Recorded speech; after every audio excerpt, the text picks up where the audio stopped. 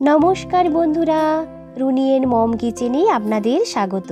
আশা করি সবাই ভালো আছেন। আজ আমি আপনাদের সঙ্গে শেয়ার করব আটা ও আলু দিয়ে তৈরি ক্রিস্পি ও টেস্টি একটি স্ন্যাক্সের রেসিপি। শীতকালে বিকেলের দিকে মুচমুচে ও মুখরোচক কিছু খেতে ইচ্ছে করলে আজকের এই রেসিপিটা কিন্তু বানিয়ে নিতে পারেন। হাতের কাছে থাকা সাধারণ উপকরণ দিয়ে তৈরি এই রেসিপিটাকে বানিয়ে নেওয়া যতটা সোজা, খেতে হয় কিন্তু ততটাই টেস্টি। আওয়াজটা শুনেই বুঝতে পারলেন যে এগুলো হয় কতটা ক্রাঞ্চি। এই রেসিপিটা আশা করব ছোট থেকে বড় সকলেরই খুব পছন্দ হবে, তাই ভিডিওটা পুরোটা দেখার অনুরোধ রইল। তো চলুন দেখে নেওয়া যাক।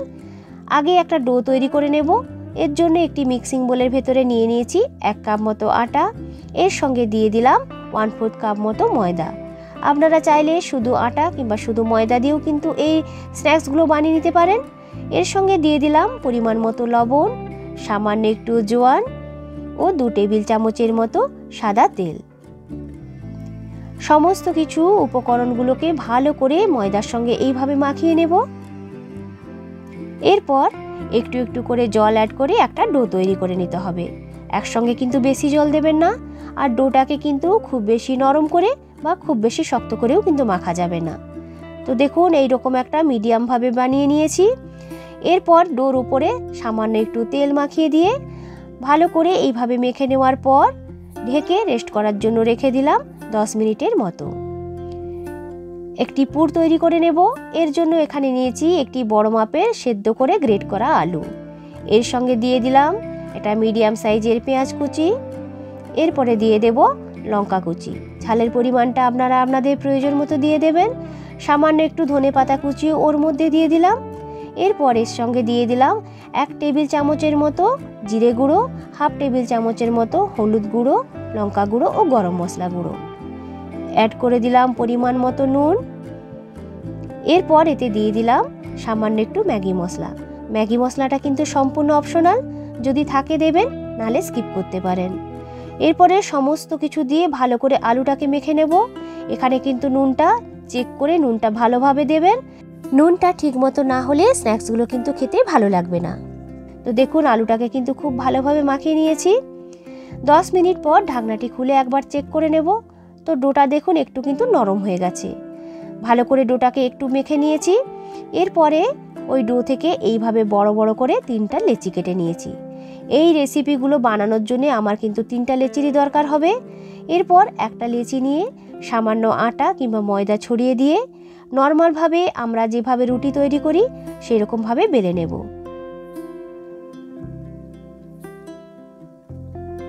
তো দেখুন, আমার কিন্তু এইভাবে বেলা হয়ে গেছে। এরপরে একটি বড় বাটি বসিয়ে এই রুটি থেকে এইভাবে গোল করে কেটে নেব। এর ফলে 3টা যে রুটি বানাবো দেখবেন একই মাপে রুটিগুলো তৈরি হবে। সাইডের যে অংশগুলোকে ফেলে দেব না, এই দিয়েও কিন্তু একটা রেসিপি বানিয়ে নেব। একটা প্লেটের মধ্যে সামান্য একটু আটা কিংবা ময়দা ছড়িয়ে এই একটি রুটিকে রেখে দিতে হবে।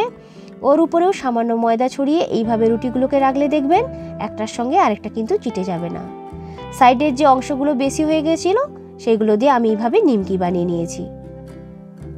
এই রেসিপিগুলোকে বানিয়ে নেওয়ার জন্য প্রথমে এই চাকির উপরে একটু তেল মাখিয়ে নিয়েছি। দিয়ে দিলাম তৈরি করে রাখা একটা রুটি। এই রুটিটার উপরে দিয়ে দেব আগে থেকে যে আলুর পুরটা তৈরি করেছিলাম সেই পুরটাকে হাত দিয়ে ভালো করে ওই রুটিটার মধ্যে এইভাবে একটু ছড়িয়ে দেব। এর উপরে দিয়ে দিলাম সামান্য একটু চিজটা কিন্তু সম্পূর্ণ অপশনাল। চিজের বদলে আপনারা চাইলে পনিরও দিতে পারেন। আবার চিজ বা পনির কোনো কিছু না দিয়েও কিন্তু এই রেসিপিটা খেতে লাগে কিন্তু খুবই ভালো। সাইডের যে খালি অংশটা রেখেছিলাম ওর মধ্যে লাগিয়ে দিলাম সামান্য একটু জল। এই জলটা কিন্তু এখানে আঠার কাজ করবে। এরপরে এর ঠিক ওপরে বসিয়ে দিয়ে এলাম তৈরি করে রাখা আরও একটা রুটি। আঙুলের সাহায্যে ভালো করে সাইডগুলোকে এইভাবে মুড়ে নেব। আলতো হাতে ভালো করে এই দুটো রুটিকে কিন্তু সেট করে নিয়েছি। এরপরে একই রকমভাবে তৈরি করে রাখা আলুর পুরটাকে দিয়ে দিলাম এর ঠিক ওপরে। ছড়িয়ে দেব সামান্য একটু চিজ। এরপরে সাইডেও জল লাগিয়ে নেব। তৃতীয় যে রুটিটা তৈরি করে রেখেছিলাম সেই রুটিটাকেও এইভাবে বসিয়ে দেব। হাত দিয়ে ভালো করে সেট করে নেব আলতো হাতে চেপে চেপে ভালো করে কিন্তু এইভাবে রুটিটাকে একটু সেট করে নিতে হবে। তো দেখুন এখানে কিন্তু আমার 2টো লেয়ার তৈরি হয়ে গেল। আপনারা চাইলে এর থেকে কিন্তু বেশি লেয়ারও তৈরি করতে পারেন। এরপরে একটা ছুরি দিয়ে যেভাবে আমরা পিৎজার পিস করি সেইভাবে এইগুলোকে ত্রিকোণ করে কেটে নেব। আপনারা কিন্তু চাইলে আপনাদের পছন্দ মতো শেপে এইগুলোকে কেটে নিতে পারেন। আজ আমি এইরকমভাবে একটি ছুরি দিয়ে কেটে নেব। তো দেখুন এইরকমভাবে কিন্তু আমি এগুলোকে কেটে নিয়েছি। কতটা সুন্দর দেখতে হয়েছে। একই রকমভাবে কিন্তু আমার সবগুলো কাটা হয়ে গেছে। এরপরে তৈরি করে নেব একটা ব্যাটার। একটি মিক্সিং বোলের ভেতরে নিয়ে নিয়েছি 1/2 কাপ মতো আটা, দিয়ে দিলাম পরিমাণ মতো নুন, সামান্য একটু হলুদ ও লঙ্কা গুঁড়ো। একটু একটু করে জল অ্যাড করে একটা ব্যাটার তৈরি করে নিতে হবে। তবে ব্যাটারটাকে কিন্তু খুব বেশি পাতলা বা খুব বেশি মোটা করে বানানো যাবে না। সামান্য একটু ধনেপাতা কুচিও ওই ব্যাটারের মধ্যে অ্যাড করে দিলাম। এর ফলে কালারটাও সুন্দর আসবে আর ফ্লেভারটাও কিন্তু খুব ভালো আসবে। তো দেখুন ব্যাটারের ঘনত্বটা এরকমভাবে রেখেছি। তৈরি করে রাখা একটা স্ন্যাক্সকে ডুবিয়ে দিলাম ওই ব্যাটারটির মধ্যে। হাত দিয়ে ভালো করে চারদিকটাকে কোট করে নিয়ে দিয়ে দিলাম গরম তেলের মধ্যে। তেলটাকে কিন্তু আগে থেকেই আমি বসিয়ে দিয়েছিলাম গরম হওয়ার জন্য। তেলটা যখন খুব ভালোভাবে গরম হয়ে যাবে তখন গ্যাসের ফ্লেমটাকে মিডিয়ামে রেখে এইভাবে এই স্ন্যাক্সগুলোকে ভেজে নিতে হবে। তবে একসঙ্গে কিন্তু খুব বেশি দেবেন না, কারণ এগুলো ভাজার পরে কিন্তু একটু ফুলে যেতে শুরু করে।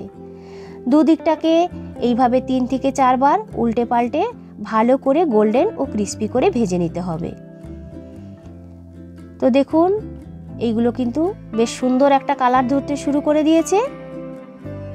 এরপর এইগুলোকে তুলে নেব। একই রকমভাবে আমি আরও যেগুলো তৈরি করে রেখেছিলাম সেগুলোকে ভেজে নেব। তো বন্ধুরা, আজকের আমার এই রেসিপিটা আপনাদের কেমন লাগলো অবশ্যই কিন্তু আমাকে কমেন্ট করে জানাবেন। আমার চ্যানেলে যারা নতুন বন্ধু তাদের কাছে অনুরোধ রইল আমার চ্যানেলটিকে সাবস্ক্রাইব করার জন্য। তো দেখুন সমস্তগুলো কিন্তু আমার তৈরি হয়ে গেছে। এইগুলোকে আজকে আমি সার্ভ করেছি টমেটো সসের সঙ্গে। দেখতে হয়েছে কতটা সুন্দর আর খেতে হয় কিন্তু ততটাই টেস্টি। ইভিনিং স্ন্যাক্সের জন্য হোক বা বাচ্চাদের টিফিনে আপনারা কিন্তু এই রেসিপিটাকে বানিয়ে নিতে পারেন। দেখেই বুঝতে পারছেন হয়েছে কতটা ক্রিস্পি। ভেঙে একটা আপনাদেরকে দেখাচ্ছি। দেখুন ভেতর থেকে 2টো লেয়ার কিন্তু খুব সুন্দরভাবে বোঝা যাচ্ছে। পুরনো বন্ধুদেরকে অসংখ্য ধন্যবাদ জানিয়ে আবারও হাজির হব নতুন কোনো দিন নতুন কোনো রেসিপির ভিডিও নিয়ে। ভালো থাকবেন, সুস্থ থাকবেন সবাই। আজকের মতো টাটা।